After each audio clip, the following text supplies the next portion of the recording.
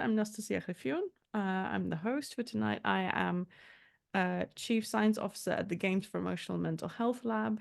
And although the name of the lab doesn't suggest it, I work mostly on social media and well-being. I'm also currently coordinator of the Dutch National Expertise Center for Digitalization and Wellbeing. And because my background lies mostly in well-being and social media, I'm really excited to hear from John and Renee, as your backgrounds clearly are much more around misinformation and how IT technologies intersect with our realities and our perception of reality. So today the conversation really revolves around what is the relationship between digital tech and the way that we perceive reality.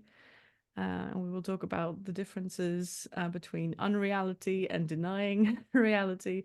We'll also have a little AI quiz. So we'll hope that that will kind of put an interactive twist to it so we can really test our chops. So let me go ahead and briefly introduce our esteemed guest today. Jonathan is fellow at the Center for the Study of Statesmanship at the Catholic University of America. He's also an assistant professor at the Catholic University of America. He's a professor of politics. And Jonathan works on the connections between national security and technology and the Republican political tradition. He's also a writer, has worked on numerous works. Among one of them is A Muse of Fire, Why the US Military Forgets What It Learns During a War. Which is about what happens when wartime innovations get lost after the war is over. His writings have appeared in all sorts of outlets, from the Russian Analytical Digest to the New Atlantis and the Texas National Security Review. And we are very, very happy to have you, John. I'm really excited to hear about your perspective on the situation with your deep political expertise, especially with everything that is now going on in Russia and Ukraine and the propaganda that really has fired up again.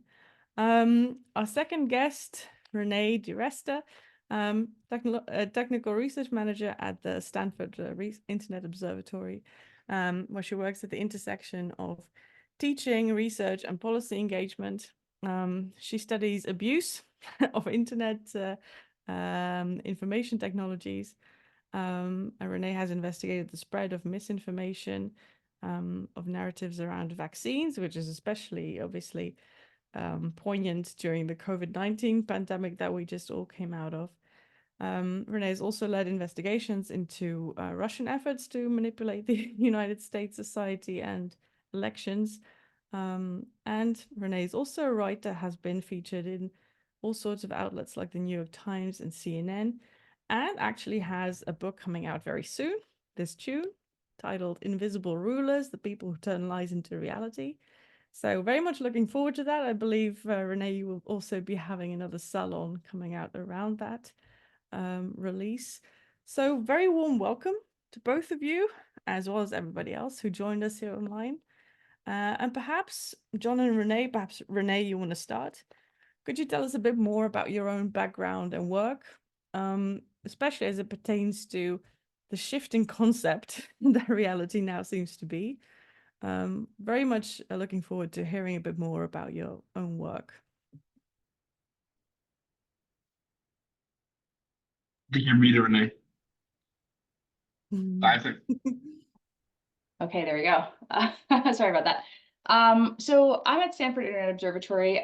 We study adversarial abuse online.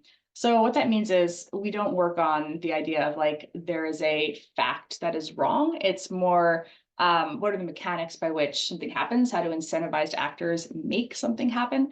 So a lot of times it's much more focused on disinformation campaigns, on spam and scams, on people who are non-state actors that are trying to get a particular kind of propaganda message across. And one of the things that we do is we treat the social media ecosystem kind of as an ecology, right? So you have a playing field, a lot of different actors on the playing field. Across the entirety of the ecosystem, everybody's competing for attention. Sometimes some groups, manage to gain more of a foothold on one platform versus another. That can be because of platform design sometimes. That can be because of community bonds and where people choose to kind of set up shop. Sometimes you have participants in the space who are themselves unreal. They're not what they seem to be. That's where some of the state actor dynamics come into play, the sort of infiltration of particular types of communities. And then you have the content itself now that can also be unreal. So we believe that when you have a new entrant into the playing field, a new kind of the ecology resets itself.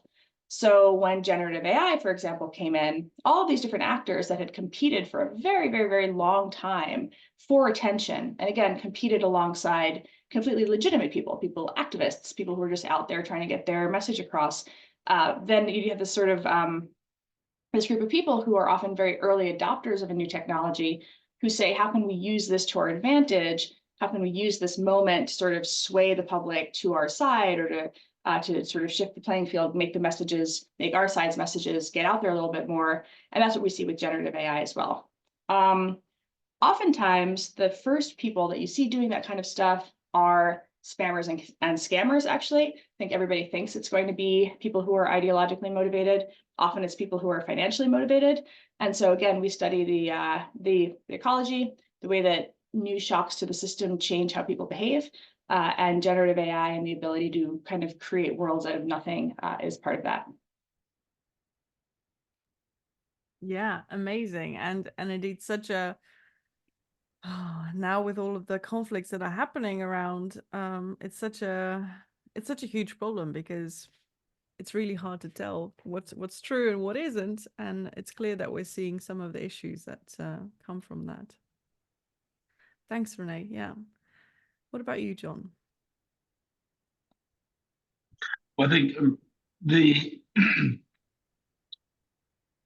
as impactful as generative AI is going to be, I think it's the cherry on top of this broader shift in reality that both Renee and I are chronically in our own ways. Renee's work and my own work, but both began before widely available LLM models and technical breakthroughs, which will accelerate some of these trends. We think of reality as having a sort of firm basis, right? When we speak of artificial realities or fragmented realities, we don't mean to suggest that like our physical, the area around us is somehow sort of in state of quantum decay or whatever. What we mean to say is that much of our sense of the real and the true are based on social facts and assumptions, which are not things we can sort of locate in the real world, but are the networks of meanings that accrue to institutions, to people, to ideas. And we've become accustomed to a world in which the world we've been living in for the last 200 or 300 years, especially the last 150 years, a world in which powerful media institutions and powerful social institutions generate cohesive shared realities, right? Just sort of silly example, right? The Encyclopedia Britannica, right? The rise of the encyclopedia movement, a movement that aspired to inscribe in a tome an authoritative guide to knowledge, right? These projects were sponsored by governments in some cases, in the French case. That gesture, that movement, is characteristic of the last 150 years of government. And there's a social and political and philosophical and technological part of that story. But all of those trends are now moving in a different direction, moving towards a world of bespoke realities where trust in those institutions, which generate this cohesive sense of reality, are breaking down. And I think charting and trying to understand that world that we're heading into is sort of the center of my project. And obviously AI is going to accelerate this in some ways, although it will also accelerate the backlash. One of the interesting things is like spam has been a problem for a long time. The incentives to deal with it have not necessarily been there. If it gets 1,000 times worse, then suddenly our incentives to deal with it also change, and the incentives to move towards, for instance, a like payment-based communications networks increases. So I don't think it's a simple story of now we'll never know what's true anymore. I think there's going to be complex counter reaction to it. but it's going to look very different than the kinds of communication institutions that we've built for the last 150 years. Yeah. Yeah, no, that makes a lot of sense, because you're right. For centuries now, we have all, I think, operated sort of at the under the mantle of empiricism. We know what we can see, what we can perceive with our senses, and even though there was already people like Descartes in his meditations who seriously doubted the reliability of our senses, that is still really to a large extent how we operate, very understandably. And I'm very curious to hear from both of you what you think reality really even means in today's kind of day and age. How would we define reality? If it's like you say, John, not necessarily some objective thing that is out there, how do we go about defining reality? I've had Is it me this. or oh yeah, go for it. I was going to say, I was going to Yeah, hand it to no, Renee. of course. I was going to hand it to Renee. Yeah. It's a hard one. No, I look, there's so I'm not a big social constructionist, but there's a whole lot of literature just around how the sort of social construction of reality works. The idea that we have all agreed that paper swapped between ourselves is money, right? There's sort of these elements. And so there are aspects of it where it's what a society kind of comes together and decides is true. This is the way the world is going to work. This is the way that we're going to relate to each other. This is the body of facts on which we're coming to that consensus. Yes. And for a long time, people all had the same body of facts. People saw the same things, and there was much more, I think, cohesion, even geographically.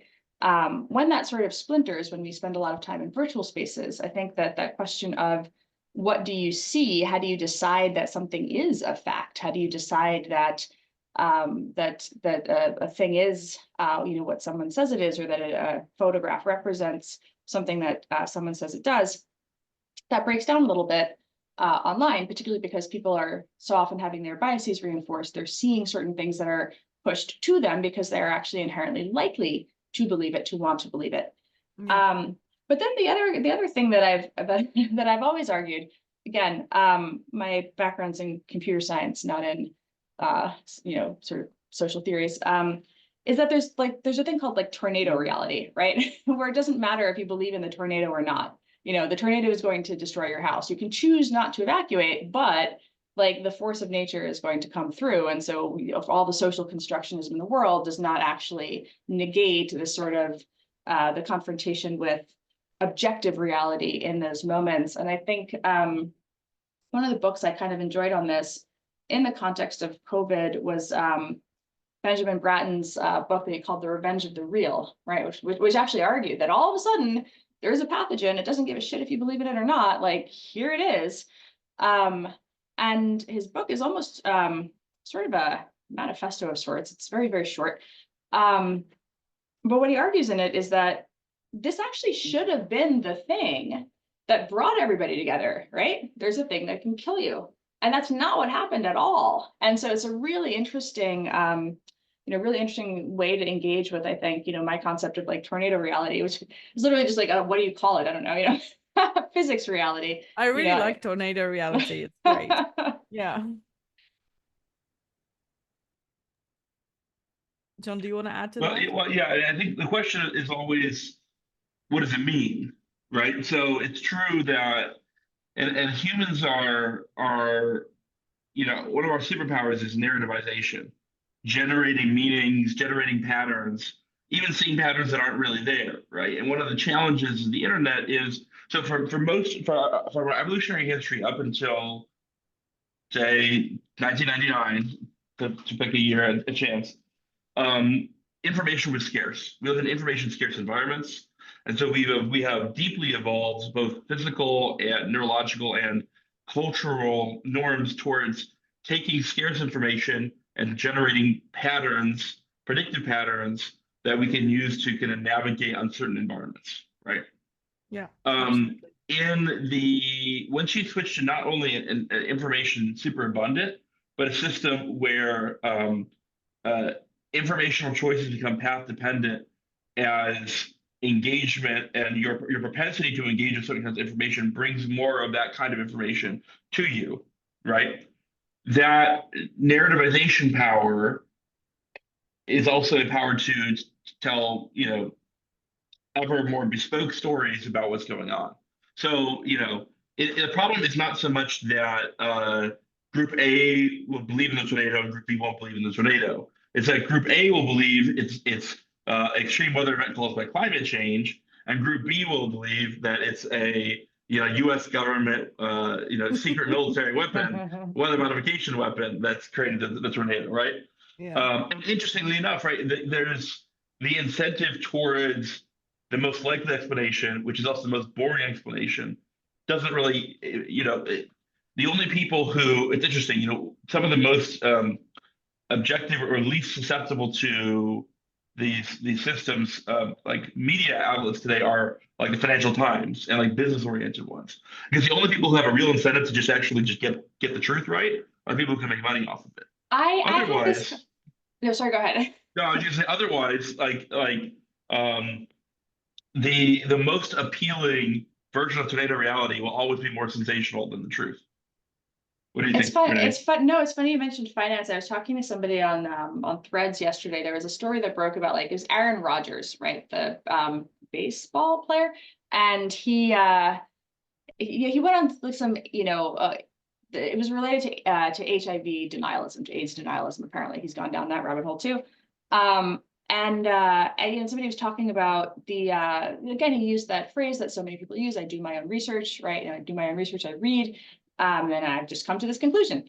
And the conversation that we were having about it was not, not the meta conversation, not the conversation about the specific kind of ridiculous claim. It was how do you teach critical thinking, like in these sorts of environments, or how do you make people, how are people who read these things coming to these conclusions? And I actually thought about, I was in quant finance for a while, and the way that they taught us to think about facts in the world, particularly if you thought you were right, was like, how much money would I bet on the fact that I am right, right? That's literally what you're doing when you're trading. You're saying, I believe that my understanding of this thing is better than that guy's, and I'm willing to actually lay money on it because that stock is priced too cheap or that derivative is mispriced. And so it is literally like, why, like, what does it take? You think about it more from the standpoint of how much would I bet on being right in that moment? What would I do if I was that convinced? What would I wager on it? So I was thinking of as you were talking. Yeah. And so the thing that you mentioned earlier, I think, John, is that sort of this consensus reality has sort of ceased to exist, or at least it's sort of falling apart in front of our before our eyes. And you talk about this bespoke realities, which I think is a lovely term, makes it sound very fancy and elegant. And I'm wondering what both of your views are on the implications of that, of those bespoke realities popping up everywhere, and groups or even individuals all operating under their own sort of set of rules. How do you feel that is impacting society at the moment? I think the idea of bespoke realities was the idea that there was not only what was being pushed to you, right, which is sort of a passive idea, but there's also that you reinforce it, or you are actually a participant in a lot of this. You choose what to share, Yes. you choose what to retweet, right? You are sort of co-creating that. It's not just the algorithm doing it, it's the influencer, the algorithm, and the crowd together doing it. Where I've written about it, actually, like my idea of the concern is actually that the bespoke realities cause problems in the context of tornado reality is, in fact, like that's a collective action problem a lot of the time. That is a thing where you have to be able to all come together and agree that tornado, if we're going to maybe prevent more tornadoes, if we're going to have fewer tornadoes, or to what extent are tornadoes increasing? Tornado might be a worse example than some other climate event, but that's the sort of thing where I think the bespoke realities, and then the idea that everybody outside of your reality, your group, is somehow either an idiot or wrong, does then create also does increase polarization and the make it again still further more of a challenge to find ways to come to consensus more broadly. So you'd say it's more about how we find ways to collaborate, basically, in the face of people having these different views on reality. That's, if I understand you correctly, you feel like that's the biggest issue, really. How do we still do things together effectively? If I we would all argue have... yes. I think, look, there's some, there's the individual impact and then there's the societal impact. And I think it's actually I think it's the collective. So it's the continued fraying of the ability to have collective action when needed that is one of the key problems. Mm. Yeah. Yeah, I think that's right. I think another kind of element of it is, um, the consensus reality is not the historical norm. Renee was sort of getting at this earlier a little bit, but like, for most of history, your sense of reality has been much more localized than it is today. And you would go a few villages over, and they had a vastly different theory of cosmology, vastly different theory of time. You could lay it all out, right? Um, what's interesting about our time period is these narratives, these bespoke realities, are also sitting on top of, on the one hand, we're seeing a breakdown in institutions that constructed this sort of shared social reality. On the other hand, this is sort of a theme of my essay. What was the facts? It's also built on top of the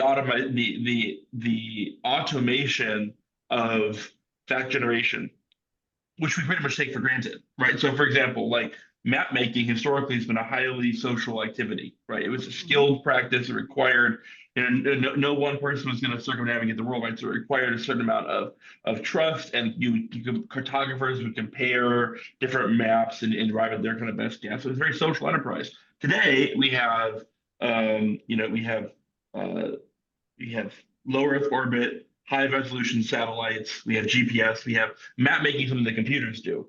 Now we argue. So the bespoke reality component is, if you're Google China, if you Google Maps in China versus the United States, the boundary, well, is Taiwan part of China or not? Is the 9-dash line? That will be bespoke for you. But the underlying mechanisms of producing the kind of object level reality will be pretty much shared.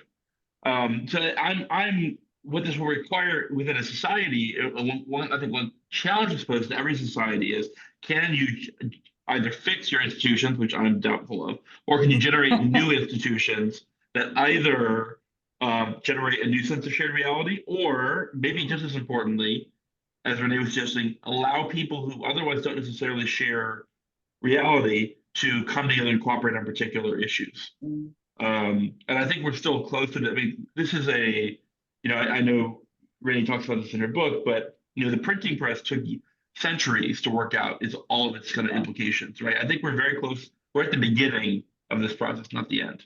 Mm-hmm. Mm-hmm. That is really interesting, John. I do wonder if you have any candidate institutions on your shortlist that might fulfill this this role, or are we still very far away from anything that might take on that function? Well, I do think that things like betting markets are potentially very interesting new way to realign people's sense of reality. Although that for sure comes with flaws as well. There are some ways in which you might be able to reinscribe socially generated facts onto computers. So, for instance, right, like since 2016, maybe arguably since 2000, the process of counting ballots, which is a heavily social process, right? It's literally people standing around who are self-identified Republicans and Democrats, observing each other, validating each other. The trust in that project has broken down dramatically in America. One potential solution is, and this might sound a little crazy, but like there's no reason why you couldn't generate a sort of tokenized or decentralized ledger or even blockchain voting system where everyone could validate, one token, one vote without worrying about anonymity and other who you voted for or whatever. There might be mechanisms like that where you can kind of cryptographically or mathematically ensure a consensus. I mean, essentially, like in a lot of other areas of technology, consensus is now a math problem, not a social problem. And I kind of wonder whether other institutions will follow the same route. Right. It's an interesting question. This is I think where the question of, do you believe in the incremental improvement or restoration of institutions versus accelerationism kind of model is one of the interesting, I think, dividing lines that fall out of these things. I am more skeptical of the accelerationist model, only because I struggle to think of a time when there wasn't mass institutional creation that didn't follow a period of intense, like, physical upheaval, right? Meaning an actual war, and then you have a reconstruction, a genocide, and then you have a reconciliation. So I guess one thing I think when I think about that question of incrementalism versus kind of throwing it all over and starting again is, I think it is really, really difficult to right the ship. And it is one of these things where you're like, okay, how do you explain to the CDC, for example, like, here is how you have to understand how people are coming to conclusions about your vaccine, this virus, whatever the next thing is, they're thinking very much in this old model of this top down, everybody sees largely the same facts, or we can cling to our institutional legitimacy as the core of the conversation, right? We know the truth, and here we go, as opposed to the way that consensus is earned in a more bottom up kind of media environment today. That said, like, again, when the disease is actually there, you kind of, you don't want to be like, well, like, the blockchain will give us our our medicine. Yeah. So that's where I've struggled with this question of, where can you shore up that consensus and build those bridges and redo that cohesion. Some of the stuff that's been interesting to me in tech is actually stuff like bridging algorithms, right?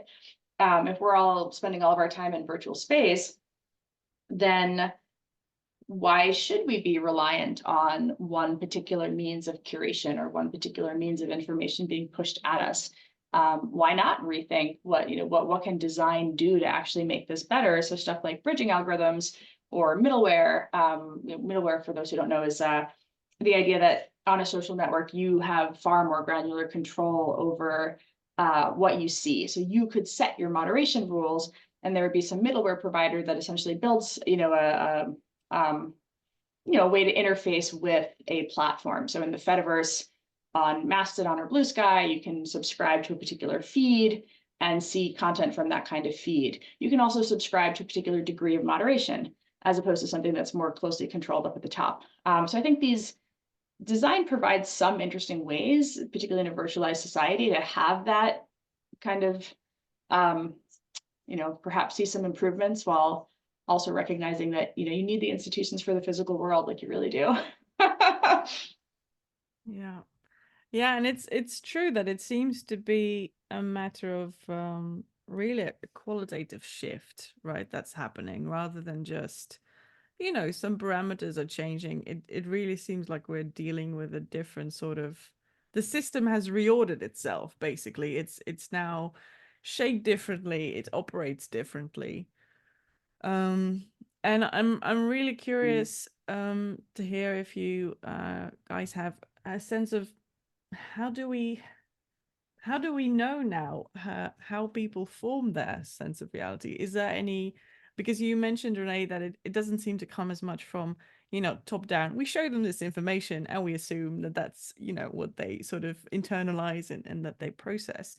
But do we know how that reality is formed for many people? Do there seem to be some, changes happening there in the sources that they use or the ways that they process? Well, I mean, I think, Renee's been doing much more comprehensive work on this than I have, but yeah, no, I think the way people generate their sense of reality has massively shifted. And some of it is generational, but like, nobody watches broadcast news anymore. Mm-hmm. I mean, I know, but I mean, for instance, John Stewart just went back on television. It's cable, not broadcast news, but I think his demos for 16 to 55 is like 100,000, 165, 7,000 a night, which is insane. It's like down 10x from even 10 years ago.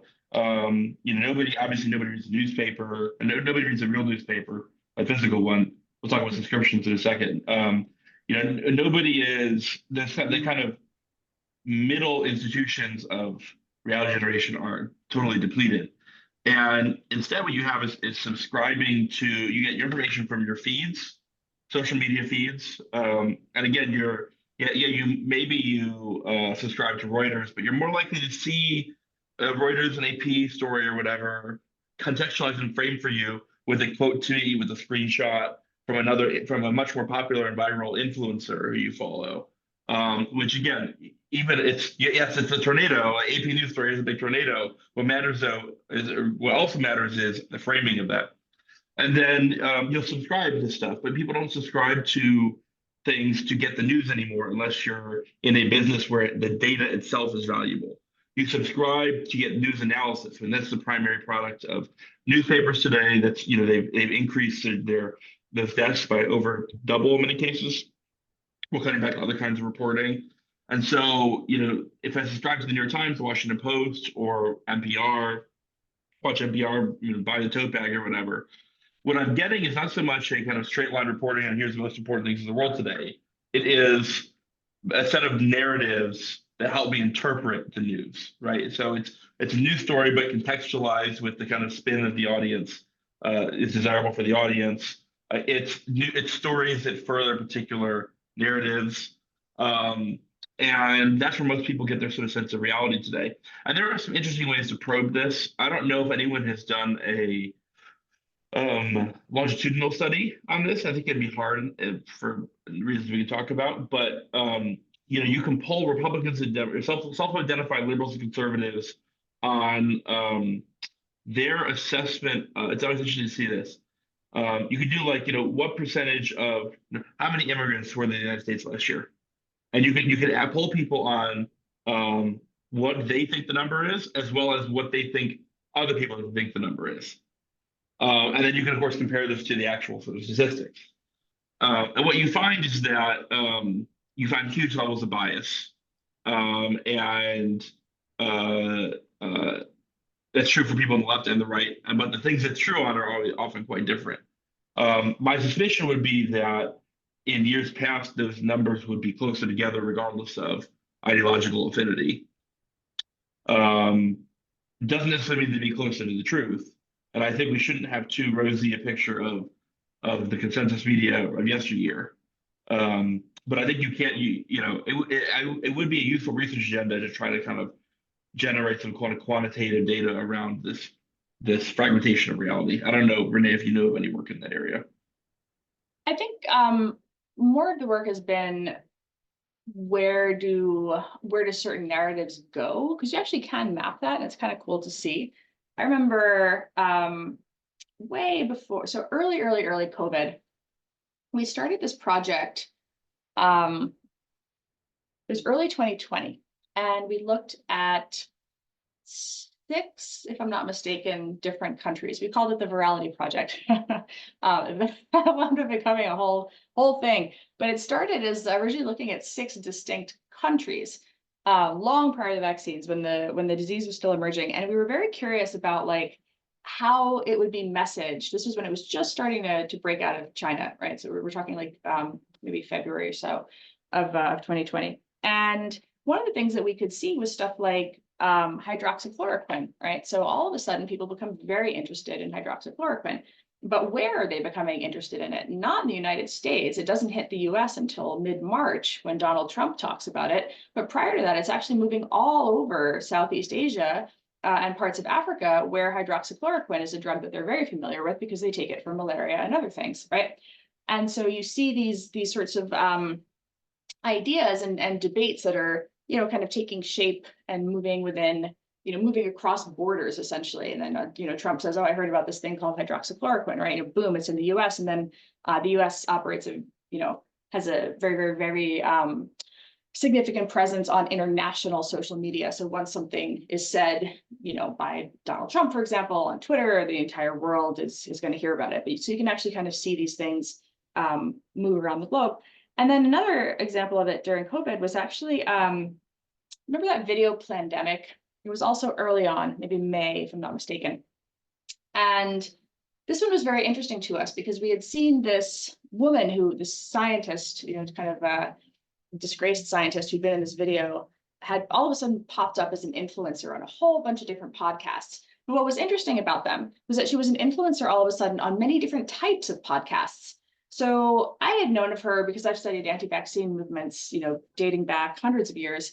And she was just one of these people who was very much in the autism vaccine circuit, right? So you expect to see her in the very long-standing anti-vaccine groups on Facebook, not surprising at all. But then when she makes it all of a sudden into she's like a breakout success, you see her appear in a different type of group and then a different type of group. And then she had a tendency to kind of ramble. So none of these videos really went anywhere. But then all of a sudden there was Plandemic, which was her with her sort of David versus Goliath whistleblower origin story, very one of these deep stories, these narratives that really resonates with people. You see her with a very well edited, well lit, the director is keeping her on task. That I saw it and I was like, okay, this is gonna be everywhere. This is gonna be everywhere in like a day. And so we decided, okay, well, let's actually look at that. So you can track mentions, across Facebook, and you can classify what a Facebook group is based on what does it normally talk about. And so you can actually see what was interesting about Plandemic was it started in the anti-vaccine groups where the originators, that was their community. Those groups are very activist. But then all of a sudden there it is in the QAnon groups. Okay, also very activist. And then you see it hop and hop and hop because people become the conduits that are moving it along. And you can actually classify things like, for us, once it gets to it's in the local corgi club group, right? Or it's in the page where people normally are Bridgeport, buy, sell, trade kind of stuff. We're seeing this URL go everywhere. That's when you realize that it's had a really wide, huge breakout success. And by the time it gets to the corgi club people talking about it, they have none of the context of who this person is. They have no idea of her, what the fact that she's been sort of flirting with some of the weird HIV stuff, or that she's, been a long time kind of vaccines cause autism person. They just see, here's a well-made video of this woman telling this story about how COVID is, a government plot and all these other things that go into that story. And you see people trying to figure out if it's true. That's what happens next. So you can actually track these sort of narrative cascades and see where they go. And I think that question of what groups do they wind up in is the really interesting thing, because it gets at this question of not did they see it, but does it have resonance? Does it make them think a certain way? Does it change the action they might take in response? And that's what I think is so interesting. I know there's kind of a long-winded explanation, but that's the kind of stuff, that's how you could look at these sorts of questions. Where does it go and how is it received?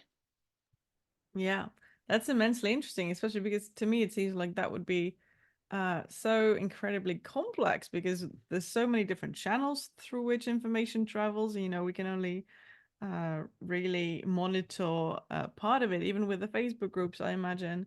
I wonder, were you also able to track the mentions in private groups, for instance, like in closed groups? Or no, we tend, so first of all, we only look at public data. It's a university, so you would have to have a human subjects research dispensation to go into a private group. So we don't. Also, since we're interested in looking at how it would hit the average person, what does its visibility look like? Twitter is a very open platform. You can see essentially anything. Yes, there are people with private accounts, but for the most part, it's there. Facebook, there's entire networks of secret groups where not only can you not get in, you don't know they exist. It's like an iceberg. So we don't make any claims about this is representative of it's the denominator problem, right? This is not representative of the entirety of anything, actually. This is our descriptive assessment of what has just happened. we're not necessarily going to make the next leap into, and here is how we should, should think about that as if, as if it was like making a population level thing or something like that. Mm-hmm. I see, Rob, you've shared a comment with us in the chat. If you want, feel free to raise the comment yourself. Otherwise, I'm happy to bring it up.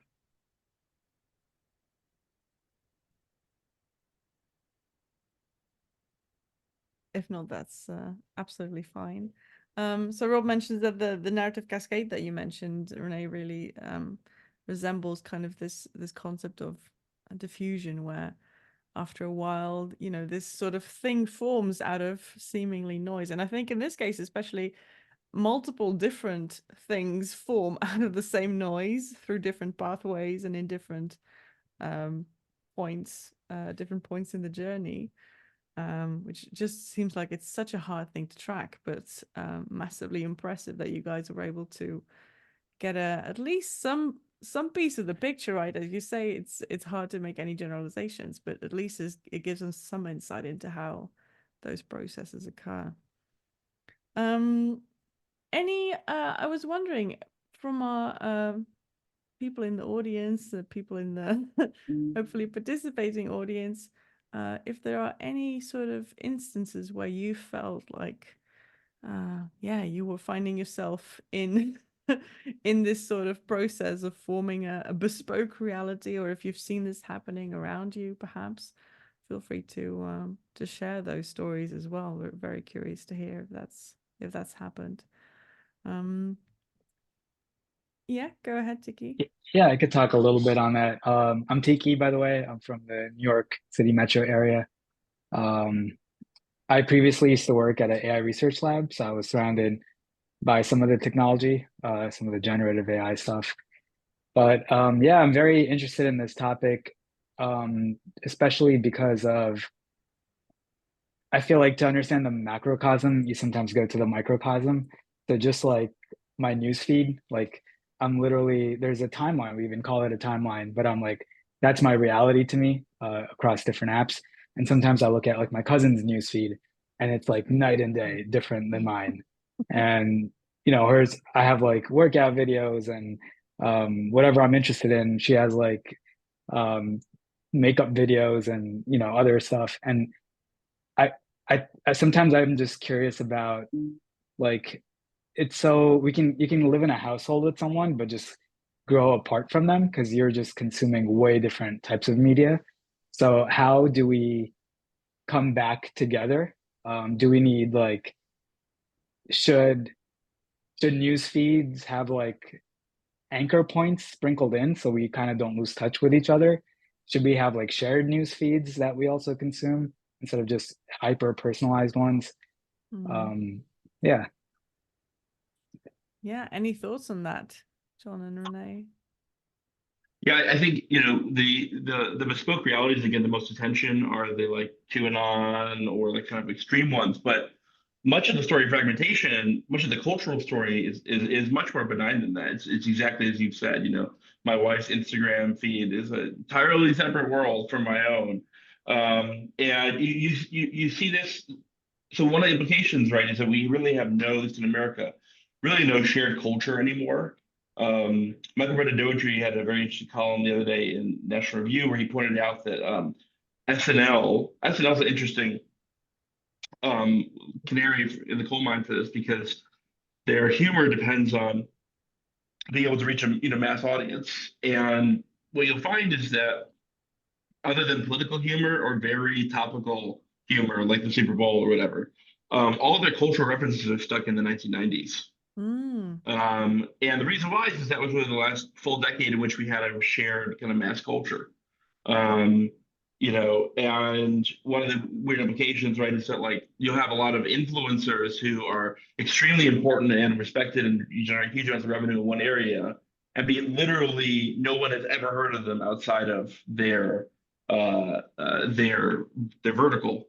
And what does that mean? Now, what are some of the solutions to this? I mean, I think I was actually talking to a colleague about this the other day. One thing you might see are communities creating shared feeds and kind of a shared canon, a shared shared texts, or movies that kind of take on a cult status, but maybe a little bit more intentionality behind it, as a way of helping build a community. But will we ever see this again at the level of like mass society? I'm not sure. And frankly, I don't know if that's a bad thing. Like if you go back and you look at a lot of mass media from the 80s and 90s, a lot of it isn't very good. And mostly people are a lot of fragmentation is people just finding stuff that's more suited to them, right? It's sort of like targeted ads. Everyone complains about targeted ads. The targeted ads are way better than the alternative, which is untargeted ads, you know? Yeah. Yeah, no, it's a good point, Tiki. I think there's, this comfort in things that stem from a time where reality, I guess, was more shared than it is now, or at least among more people. But I think what you bring up, John, about that sort of strong consensus reality not necessarily being, or it breaking down not necessarily being a terrible thing, that I'm thinking about this because so my own background is I'm half Russian, so I'm obviously very much affected by sort of the history of the country and especially what is happening now. And I find this tension very interesting between this very strong creation of a shared reality as it happened in the Soviet Union, as it happens elsewhere right now, even in Russia right now. And sort of, everybody, or at least a very large portion of the population, sort of sharing in this understanding of how the world works and whether the national policy is good or not. And we all sort of agree on a certain course of events being right or wrong. And obviously, that is not great. That has shown obvious drawbacks. While at the same time, having a shared reality seems like a nice thing, or a lot of people, at least right now, are also experiencing discomfort from the fact that there is less of that shared reality. So that tension I find very interesting, and I'm wondering how you guys are feeling about that. If there is indeed a way to understand that tension between, on the one hand, really wanting to share a reality, and on the other hand, it also having some issues when taken too far, obviously. I think this was the manufacturing consent then versus now is how I've tried to think about that concept. There was the tightly controlled old narratives, right? Sometimes in more controlling or authoritarian governments, particularly with like heavy state media, or state media is the only thing you have, then of course you have these situations where the internet provides a real lifeline, right? A view into what is actually happening when your ecosystem is controlled. And then there's the the way the US media has been for a long time, where in the broadcast era, there was a system of incentives, and the system of incentives shapes what they choose to cover, right? But you do still have the system of incentives today. And that's where I feel like we haven't hit like a magical universe in which this is like better or perfect. It's more of a different, in my opinion. But in that model, how do you get at something? Sorry, my kid just walked in. Give me a second. I'll be off in a second. Can I open this? Not now. Sorry. Yeah. So I think that question of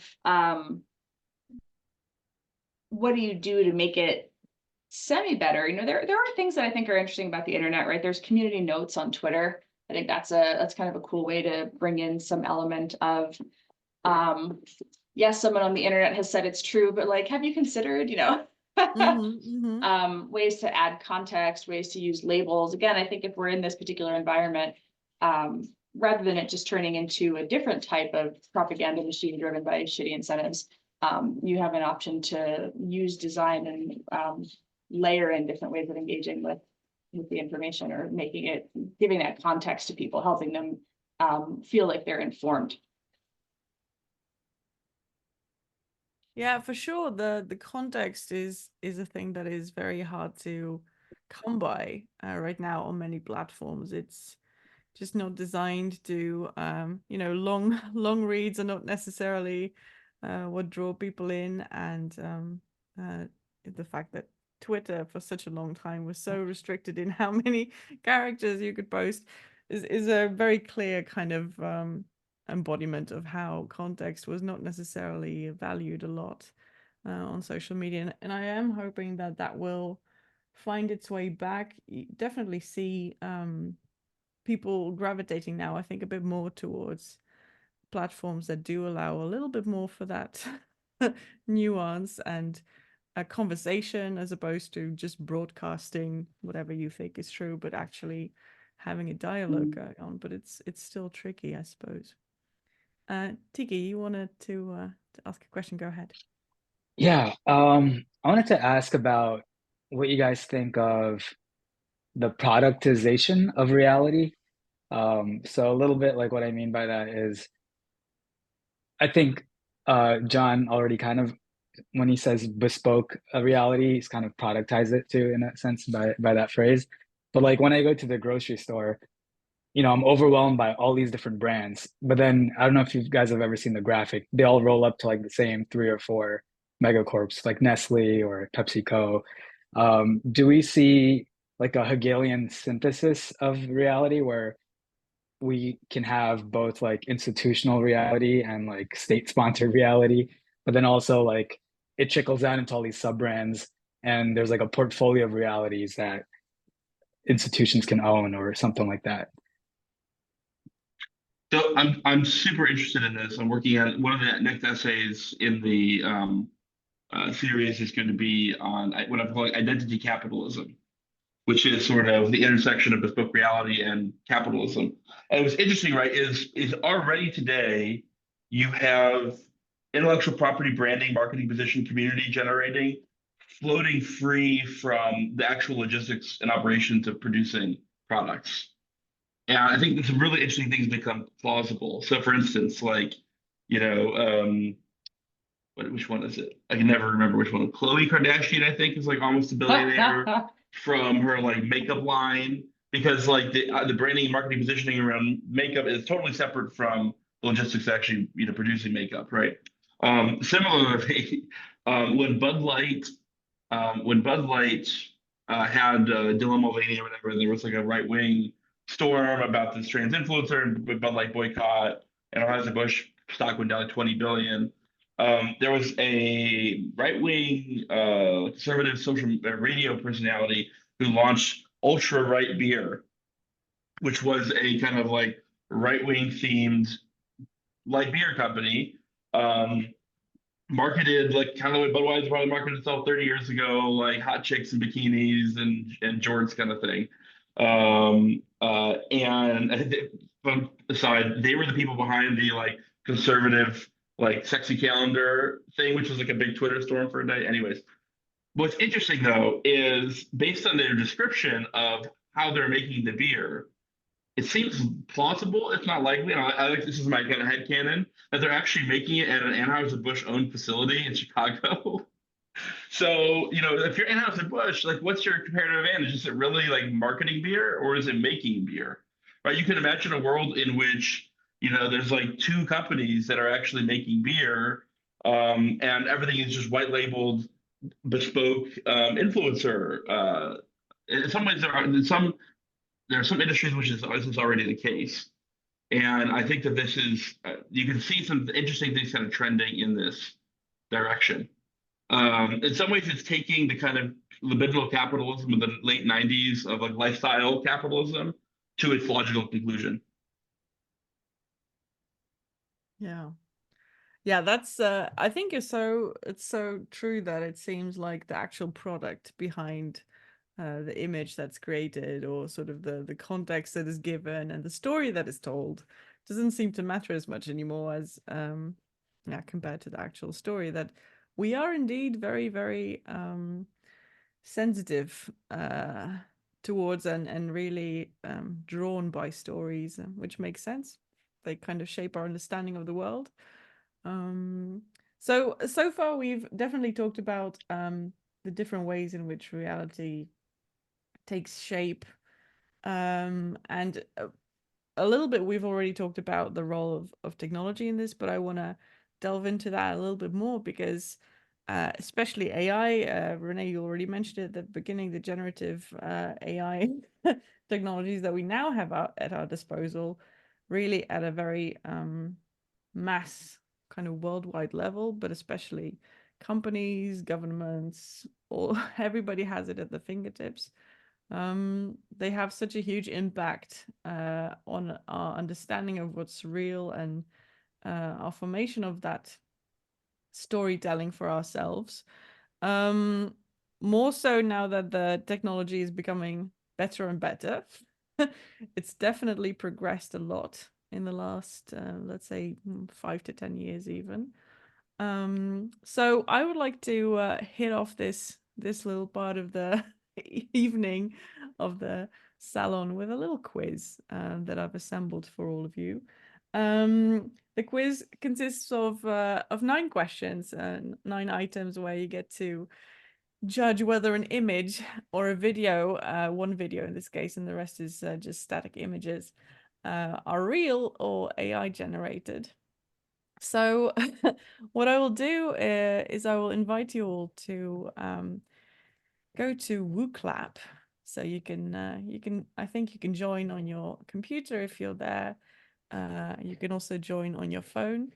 Let me just share the screen with all of you so you can get the code.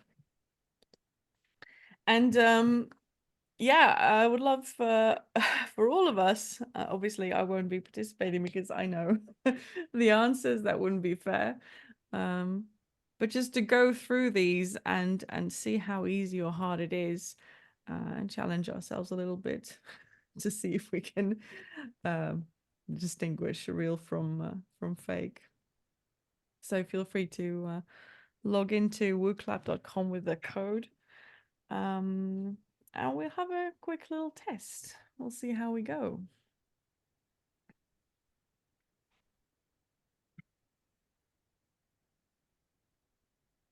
Great. I think we are complete. So just as as an explainer again, most of them are images, photos, and there is one video. The video does not have any audio. It's just video imagery. And when the video pops up, you'll have like 40 seconds to look at the video. It's looping. And during that time, please try to determine for yourself which one of the two, the left one or the right one, is real, so that you can then answer on the next slide. So yeah, just keep that in mind. For the rest, you guys get a minute on each image to take a good look, see if you see anything weird, see if you can figure out which one is real and which ones are fake. So let's go. You should be able to enlarge the image on your phone or on your desktop screen if you want to, so you can get a good look.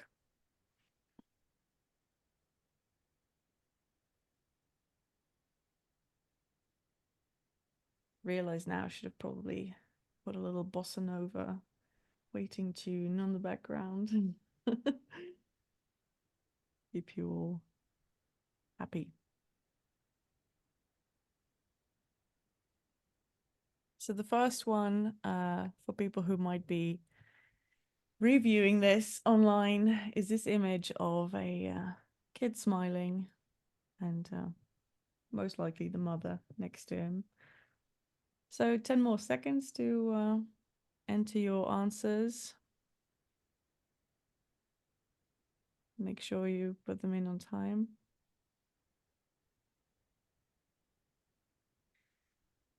Okay, see, we have one answer. Let's see. It was in fact a real photo. Who wasn't able to answer in time? Me. Let me know if you need some more time. I can. All right, no. It's I was reset counting the toes. time. I'll go faster next time. The second one.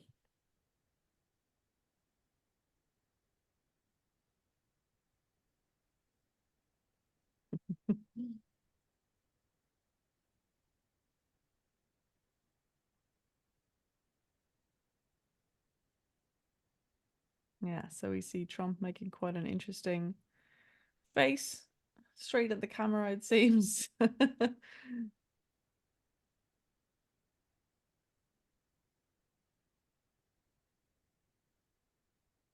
25 seconds left to enter your answers.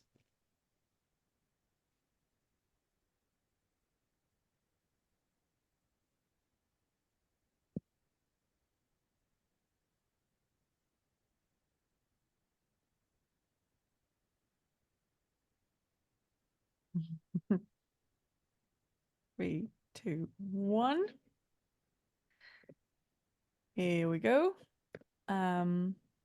Both of our guests determined real, and it is in fact a real picture. Yes, very well done. The next one. Take a look at this cute couple in front of, I think, Golden Gate Bridge. It's Golden Gate Bridge, yeah. Yeah.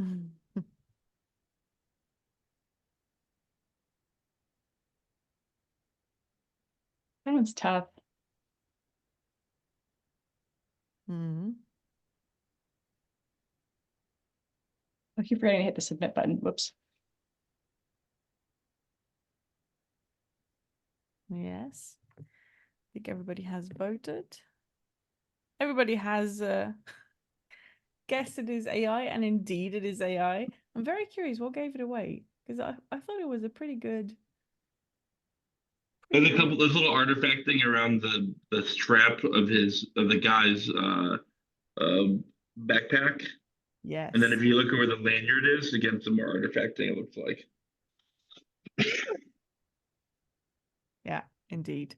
There's, yeah, indeed, tiny little things that just seem off. Oh man. Okay, how about this one? Look at this cute doggy.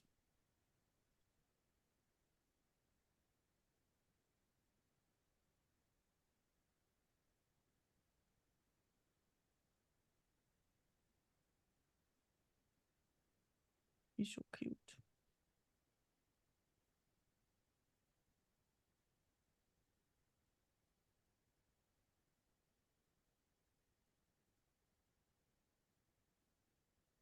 Twenty more seconds.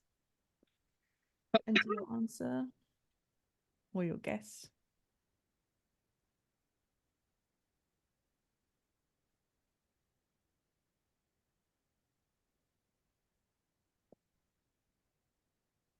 Okay, let's take a look. Once again, everybody thought AI, and everybody is indeed right. Once again, you guys are pretty good at this so far. That's great. How about this lake?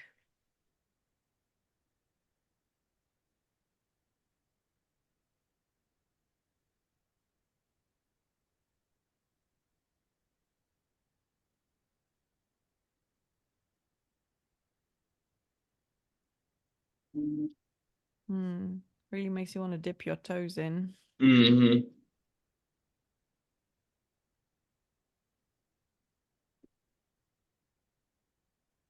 30 more seconds, but I see everybody has already submitted. Let's have a look. And indeed, you guys are on a roll. That is Lake Tahoe, I believe. Oh, nice. Yes, must remember it for next holiday plans. Here is the video, side by side of Barack Obama. Question is, which Obama is real and which one's fake? But specifically, which one is real? You will be asked to indicate the left one or the right one.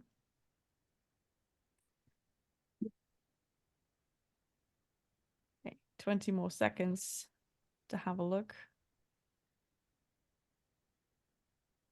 So these are more representative of the deepfakes of the future than, because when you're using generative AI, I think there's a number of reasons why generative AI from text to video or text to photos.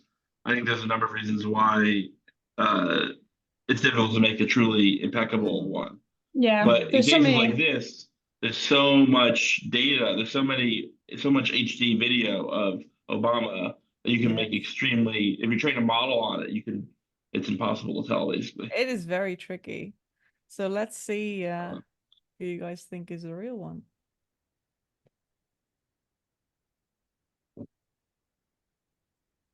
So maybe cheating for Renee because this is a Stanford product. So maybe Yeah, she's seen it sure. before.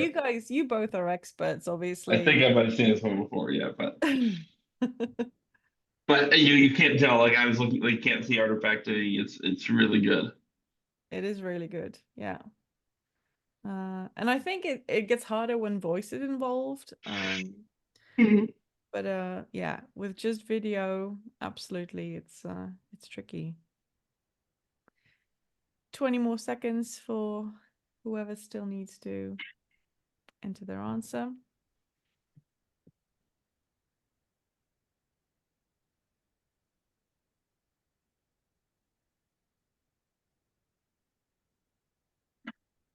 Three, two, one.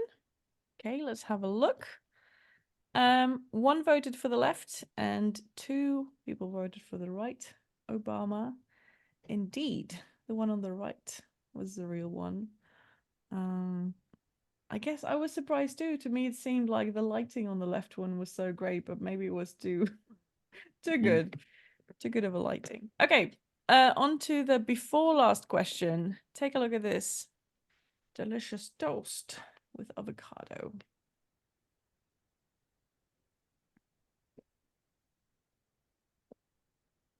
Oh my gosh. I sort of resigned myself to only getting like 50% accuracy. Yeah. Like a bit ago, actually. So I feel even though people are like, oh, you look at these things all day long, I'm like, yeah, but it's really different now. It really is. It's a guessing game. Like in this case, I would say like limes don't fold like that, right? But they could, right? You know? Yeah. Is it out of I think another thing is like their depth of field, their understanding of depth of field is not always right. You shouldn't have something that's blurred both in the front and in the back. So that's another way that you can tell sometimes. But you know, there's also people who like artistically edit stuff. So absolutely, yeah. You don't know if it's done in post or by AI. So one person thought it was a real avocado toast. Unfortunately, it is indeed an AI folded lime and toast. Delicious though, as it may look. On to the very final one. Our experts might be aware of this this particular one, as it is quite controversial. Oh, that one, yeah, I know. This one was a whole thing, actually. I love this account, the meme account though. Trump history 45. Yeah.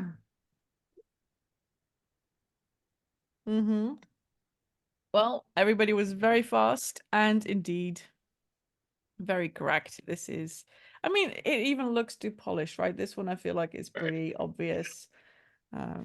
Everyone's skin is so flawless. There's just this bold and the beautiful filter overlaying everything. Yeah, Trump's tie isn't long enough, right? They made it short. So let's have a look. I mean, oh, Tiki, well done. Nice job, Tiki. Well done, well done. Yeah, I mean, I didn't even get registered. Huh. Oh. Weird. I thought I was playing the whole time. That's all right. Oh, I'm sorry, Renee. I was clicking something. Okay, well, anyway, I'm so sorry about that. Well, obviously I beat you all. Yes, obviously. Yeah.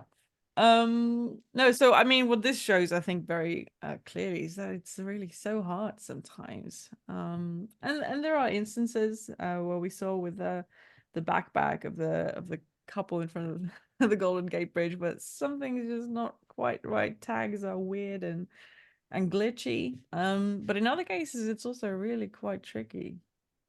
Yeah.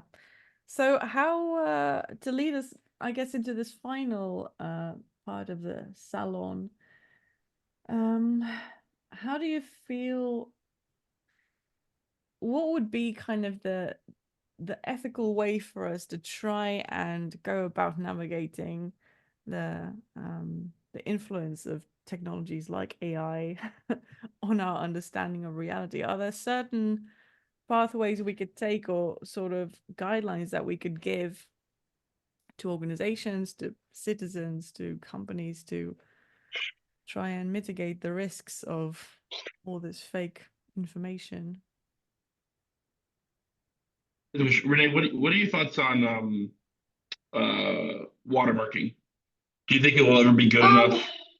You know, it's like it gets better and then worse and then better and then worse. And meaning it's just okay, sorry, that wasn't totally clear. In my head, I'm like super jet lagged. I flew in very early this morning.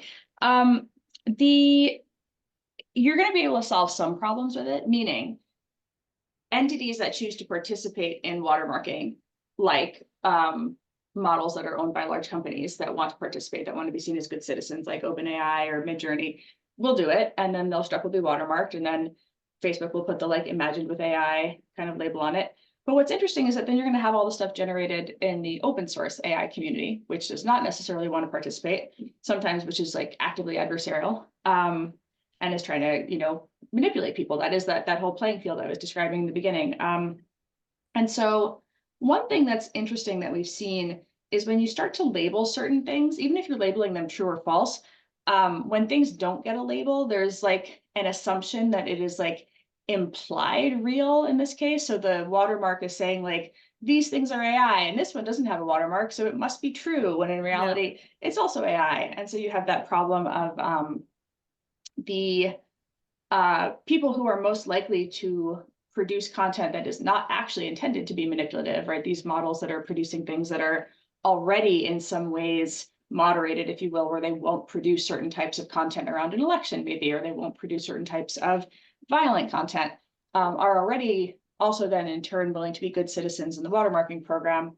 And so you just kind of, you don't really solve the problem that one is hoping it solves. You just add an extra layer of transparency. So, you know, maybe it does teach people a little bit more skepticism writ large, or make them realize that there's a lot of things that that they're not, you know, that they shouldn't necessarily immediately trust. Yeah. Any other tools in our toolbox that we might use to navigate this jungle of fake and real information? I think one thing is, you know, look to see what other people are saying about it. There is a, you know, a lot of times you'll see old images going by, like that happens even if the image isn't actually faked. People aren't taking the time to right click. You know, this happened with the Iran-Israel situation last weekend. You saw tons of old footage from various places being put out as if like, this is the current attack, you know. So I think taking that time to try to make sure you are getting some kind of, you know, authoritative source that's sharing it is still a piece of it. Any thoughts on that, John, from your perspective?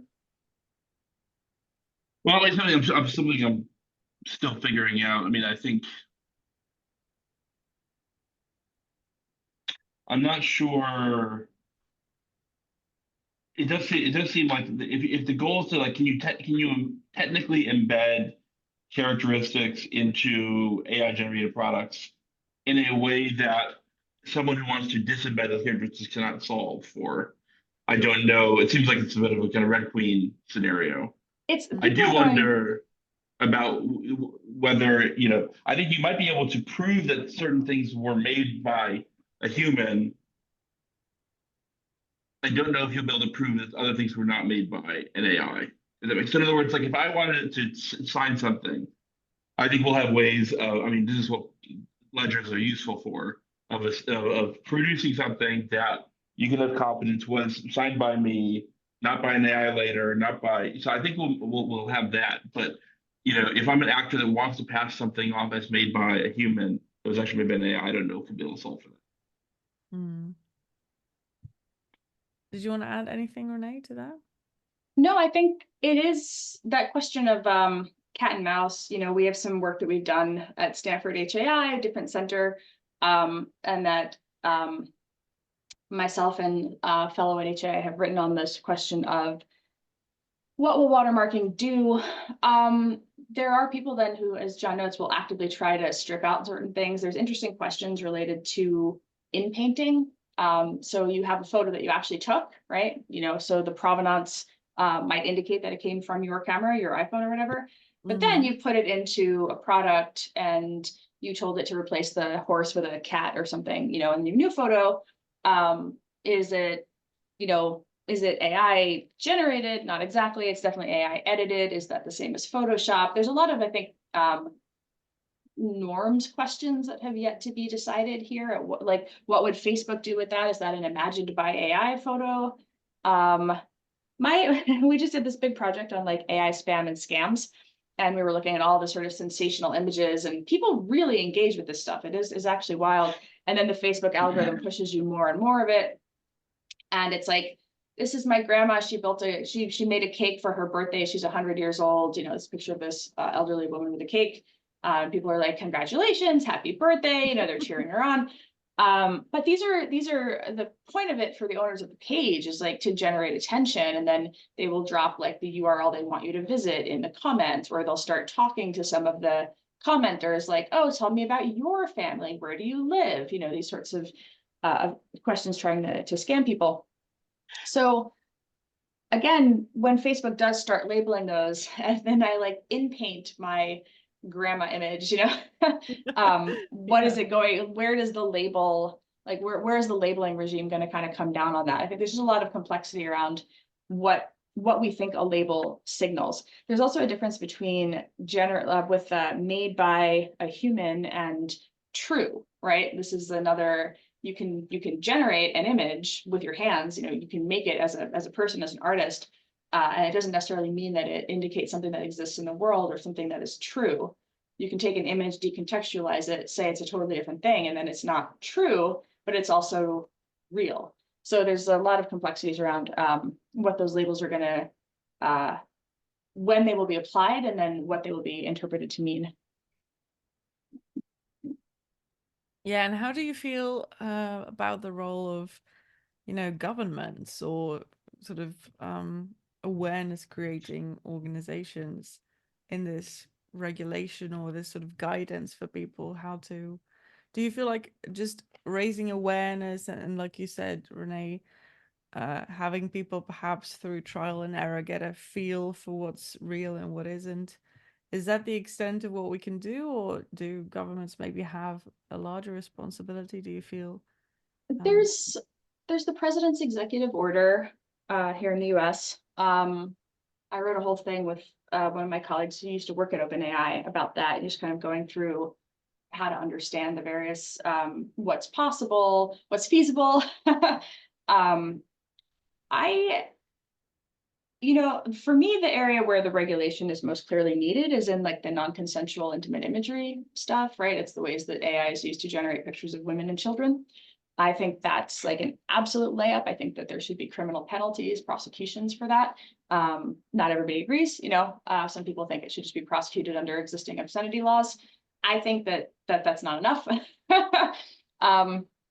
So I think the question of both, with the adversarial dynamics of like what is possible now in the world, one question becomes, how do you use the tools that are already at your disposal to address it?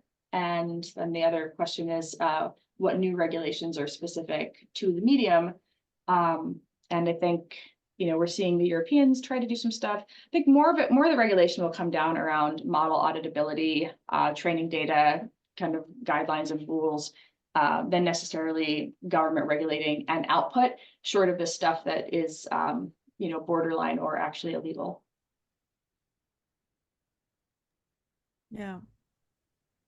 What are your thoughts on that, Jonathan? Do you feel like governments should step in more or try to regulate companies like OpenAI, or is it? I think the question is what level is regulation needed? I tend to think it's sort of domain specific. So, like for example, I don't think the solution to deepfakes is to audit the models so that they can't. I mean, you'd either have to have you have to get a government license to use an AI image generator or to train a new model.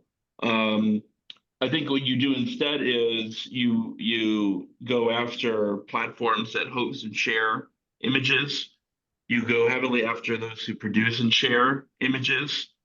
And then, I think there's also a kind of gray zone area of you go after people who produce, source, and maintain softwares especially aimed at producing deepfake pornography.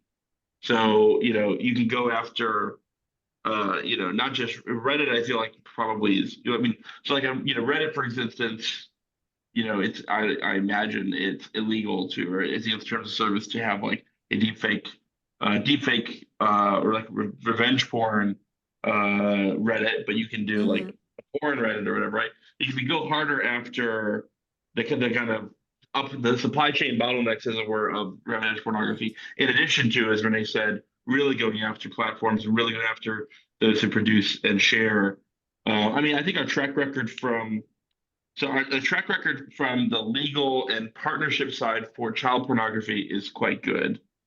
The cautionary tale is like even before AI, every year after year, you're seeing increased numbers of like, even like companies like Dropbox, Facebook, Google, they still struggle keeping up with child pornography. And that's when they can use certain tactics against it that will not work against AI generated stuff. So, at the same time, it goes both directions, right? So our ability to assess the content of images has also been dramatically increasing in the last few years, right?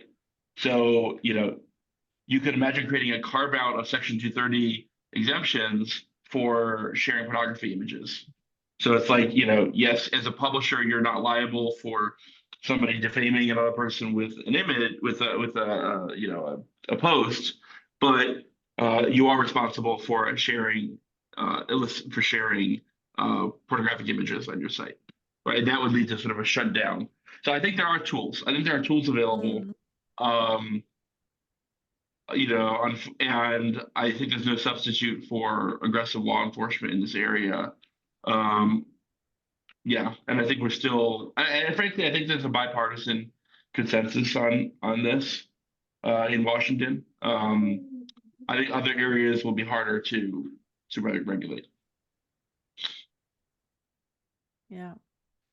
Yeah, and I think indeed, like you said at the very beginning, John, that we are really at the start of this kind of development and of this new era, if you will, rather than at the end of it. So there is indeed a lot that we are all still figuring out, and governments included. Governments are slow and definitely need more time to sort of come to terms and get a grip and come to understand this new reality that we are all facing right now.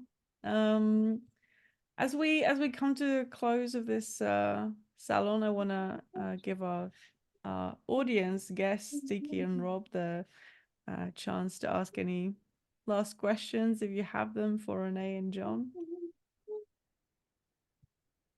No? I think just wanted to say thank you guys. Great conversation. Yes, indeed. Thank you. And thank you Yeah. for your questions, Tiki. Yep. Yeah, absolutely. And Rob, you as well in the chat. Thanks for chiming in, and thank you all for joining in the quiz.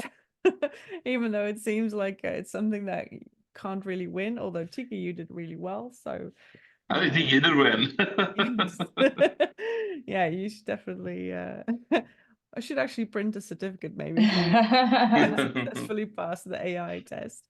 But no, in all seriousness, thank you so much, Renee and John, for carving out some time out of your busy schedules, and keep on fighting the good fight and sharing all of the valuable work that you guys do. Very much looking forward to the book that you have coming out soon, Renee. And obviously, John, I know you're working on stuff too. Just this new stuff from HSM too, yeah. Yeah, do please share when ready, and I'm sure there will be a massive amount of people who are raring to read it. So once again, thank you, all of you. I highly welcome the guests and you guys as well, Renee and John, to join in any future Intellect salons. There's plenty of interesting stuff going on.